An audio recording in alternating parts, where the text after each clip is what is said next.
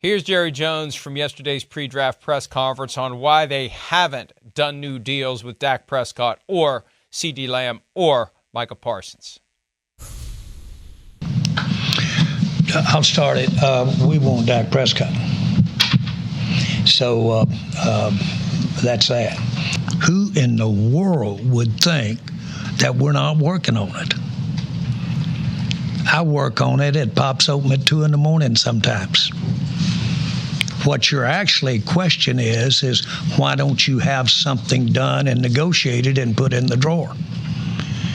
Well, we'd like to see some more leaves fall. We'd like to see some more action because it's on your mind. It'd be madness not to know that the contracts are ahead. I want to see a few more cards played, candidly.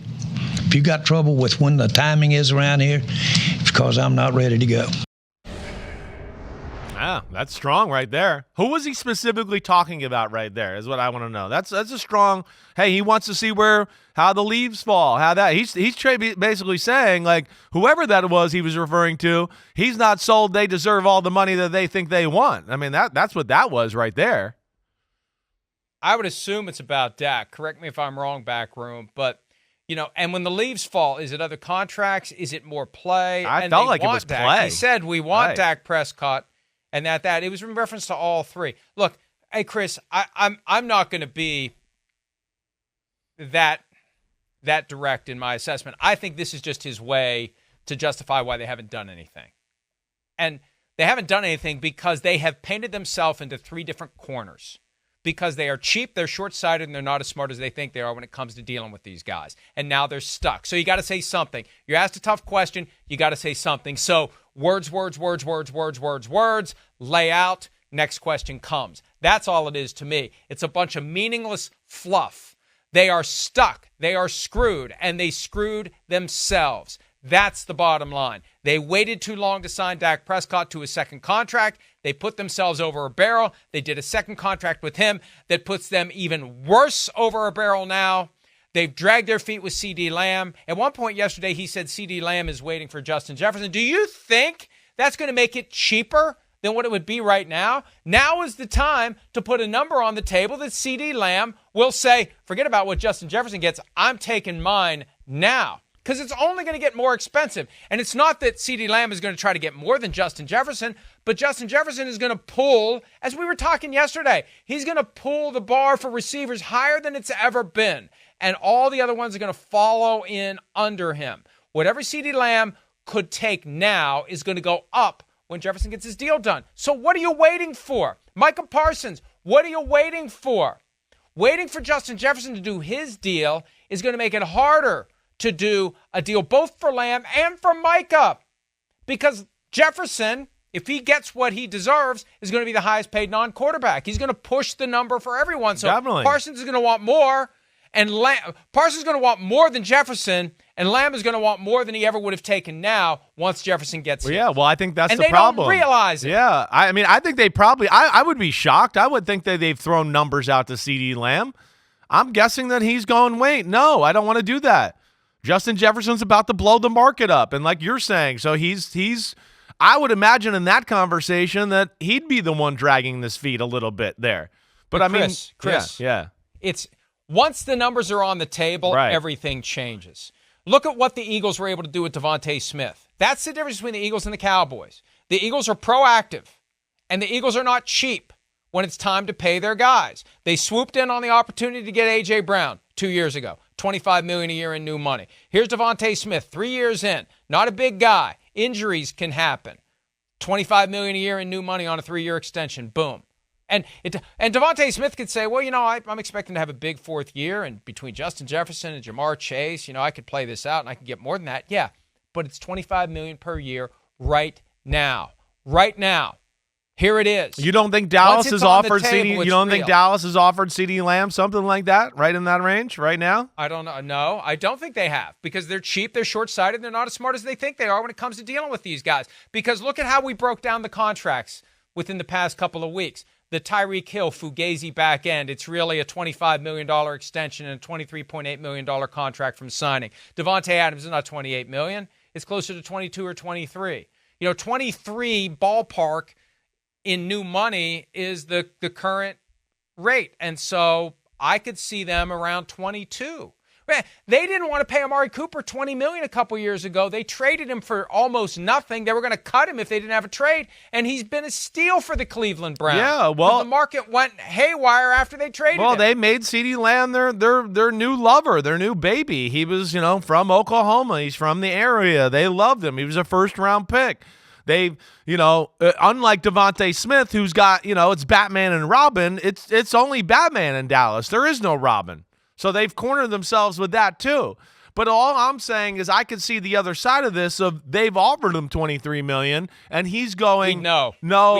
They'd leak it to somebody. If they thought he was being unreasonable, they'd leak the number to somebody. Either way, I think my point is that if CeeDee Lamb, if it's something in that range, and those are the conversations that are be talking about, 22, 23, 24 million, he's probably sitting there going, wait, no way, I don't want that. Justin Jefferson, his agents are probably telling him he's going to sign for $36 million a year. Your contract's going to look silly after that. You should want more than that. And that's where Dallas is stuck, I bet. That would be my guess there. And again, that's where the rubber meets the road, and how is Dallas going to get that? The league doesn't view CeeDee Lamb in the same class as A.J. Brown, right? But CeeDee Lamb doesn't care. He does. He views himself as that, and his agency does as well. So I get that, but, that's where it's different, and that's where Dallas, they're stuck in a spot here. They really are. I'm going to try to find out today what, if anything, the Cowboys have offered for CeeDee Lamb, because I'm just basing this on their history. Yeah, of screwing I hear around, you. Right. Of dragging their feet, of underselling their players, of trying. They still haven't learned that being able to say you play for the Dallas Cowboys is not going to get you a break at the bargaining table with your players. No one is going to take less to play for the Cowboys. And everybody wants to create that vibe where you get, ideally, your best player to take less, because then you can start squeezing everybody else by saying, who do you think you are? Patrick Mahomes? Who do you think you are? Tom Brady? Look at what Tom Brady's taken. Look what Patrick Mahomes has taken. You need to do the same thing if you want to compete for championships. The Cowboys haven't been able to create that vibe, and it may be they're trying too hard. They come on a little bit too strong. We went through all that 5 years ago with Ezekiel Elliott, and all this talk about how the Cowboys will try to negotiate directly with the players, even though it's a CBA violation to negotiate directly with players. Remember, at some point, maybe it was Jerry that said something, and we made an issue of it. It is a violation of the collective bargaining agreement for the owner to go straight to the player to try to negotiate for him. You have to work with the agent, but they would try to get these guys to see it their way, and they haven't been able to do it, but they still keep trying to get these guys to see it their way. I mean, come on. You're sitting on top of a gold mine. It's the most valuable franchise in all of sports. It's generating millions, if not billions per year. You better be ready to pay your guys. And I feel like they think this formula that has been proven to be a failure is magically going to work. And it's just not. And that's why they haven't gone all in. But you're never going to hear Jerry Jones admit that. He probably won't even admit it to himself. That's the problem. Before you can ever meaningfully change your approach, you've got to acknowledge to yourself that your current approach sucks. Listen, they definitely have to do some adjusting. They definitely need to get out in front of contracts better, just like we've talked about. So that's, there's no doubt about that. There's no denying that. Right. And, for him, I think it go back to what we said to start the segment. He can tell himself he's going all in because he's got nothing else to push in. So he's kind of like, this is all in for us right now. We've cornered ourselves into all in is like only 4 blue chips this year. That's all we got because we got to save all these other chips for gold toilets and receivers and linebackers and everything like that. Here's one more clip from Jerry Jones talking about what extending Dak's contract would mean for his supporting cast this year. So Dak has enjoyed in his career that we're proud of some of the best supporting cast that you could put around him. And to move forward, we're going to have to diminish that. That's a fact. That's the rules. And so that's our challenge, and to make it work out. Dak, quarterback of the Dallas Cowboys, I can't even blink on that one. See, here's the reality, and I had forgotten what his cap number was this year. It was going to be close to 60. They did a very minor kicking of the can to knock it to $55.4 million. Cap number. That's how much, like more than 20% of the salary cap this year, roughly 20%, is accounted for Dak Prescott. And this isn't because Dak's being a greedy pig. This is because when they paid him $40 million a year each of the last 4 years, they deliberately went with lower cap numbers early and pushed it all until now. That's why they're in this spot. They chose to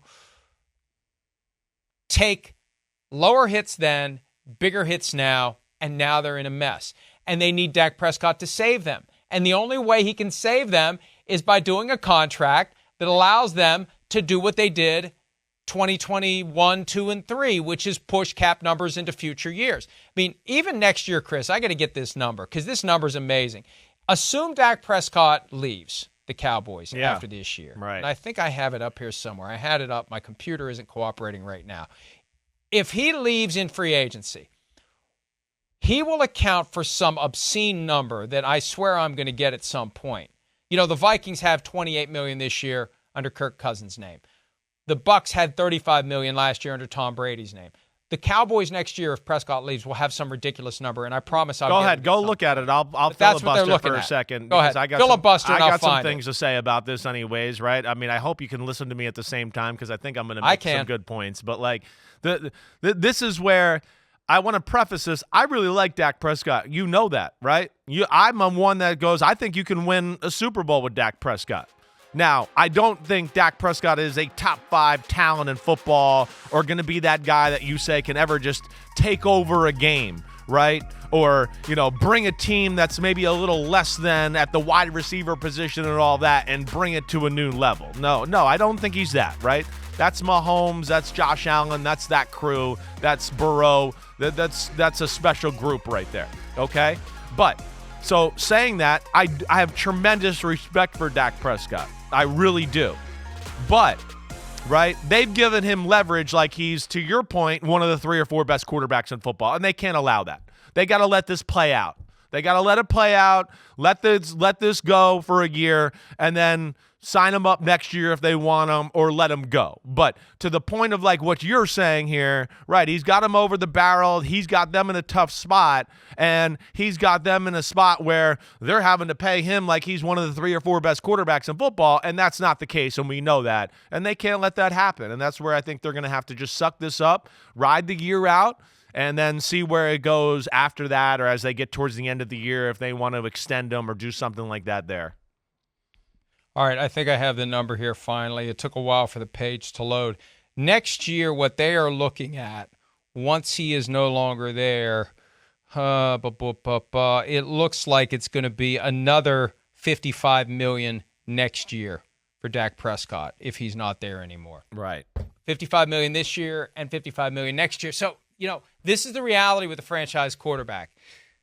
You try to manage the cap, you kick dollars into future years, and at some point, there is a huge price to pay. The Saints had it with Drew Brees. The Bucs had it with Tom Brady. The Vikings are having it with Kirk Cousins. And the Cowboys are going to have it with Dak Prescott when he eventually leaves the team.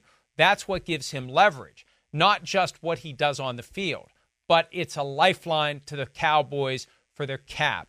And this is where it becomes a balance. We had that sound from Dak Prescott the other day about I don't want to be the highest paid quarterback necessarily. The reality is his situation, his circumstances gives him the leverage to say, you want out of this mess? There's one way to do it. $55.1 million per year in new money for me moving forward. And that's the challenge for the Cowboys. And they created this mess. And it all goes back, Chris, to being cheap, short-sighted, and not as smart as they think they are when Dak finished 3 seasons and they got him for $2 million for his 4th season and then tagged him once. That's where they screwed up. That's where they created this monster that they now don't know how to tame. Hi, it's Mike Florio. Thanks for watching PFT on YouTube. Hit subscribe for the latest news and analysis from Pro Football Talk.